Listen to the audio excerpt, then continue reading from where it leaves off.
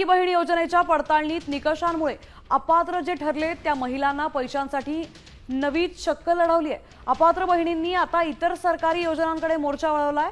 वय 65 वर्षांपेक्षा जास्त असलेल्या आणि एकाच कुटुंबातील 2 पेक्षा जास्त असणाऱ्या महिलांचा लाभ बंद झालाय। ज्या लाडक्या बहिणी लाडकी बहीण योजनेसाठी अपात्र झालेल्या आहेत त्या लाडक्या बहिणींनी आता आपला मोर्चा हा इतर सरकारी योजनांकडे वळवलेला आहे। तर मग लाडकी बहीण योजनेचा लाभ मिळत नसल्याचे, अपात्र असल्याचे जे प्रमाणपत्र आहे ते मिळवण्यासाठी आता सरकारी कार्यालयात लाडक्या बहिणींनी गर्दी केलेली आहे। मग या लाडक्या बहिणी श्रावणबाळ योजना, संजय गांधी निराधार अनुदान योजना, दिव्यांग योजना या योजनेमार्फत आपल्याला अनुदान किंवा पेन्शन मिळण्यासाठी प्रयत्न करत आहेत। तर मग आता या सर्व लाडक्या बहिणींनी ही नवीन शक्कल लढवलेली आहे।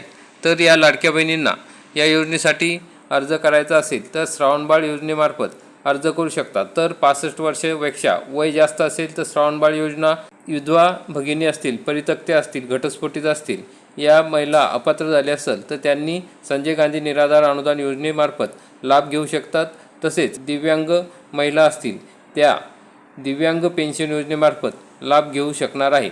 तर त्यांनासुद्धा या सरकारी कार्यालयामार्फत हा लाभ दिला जाणार आहे। तसेच लाडक्या बहीण ही कुटुंबात तिसरी असेल तर त्या तिसरी जी लाडकी बहीण आहे ती लाडकी बहीणसुद्धा आता संजय गांधी निराधार अनुदान योजना, श्रावणबाळ योजना आणि दिव्यांग योजनेसाठी पात्र ठरणार आहे। तरी लवकरात लवकर अर्ज करा।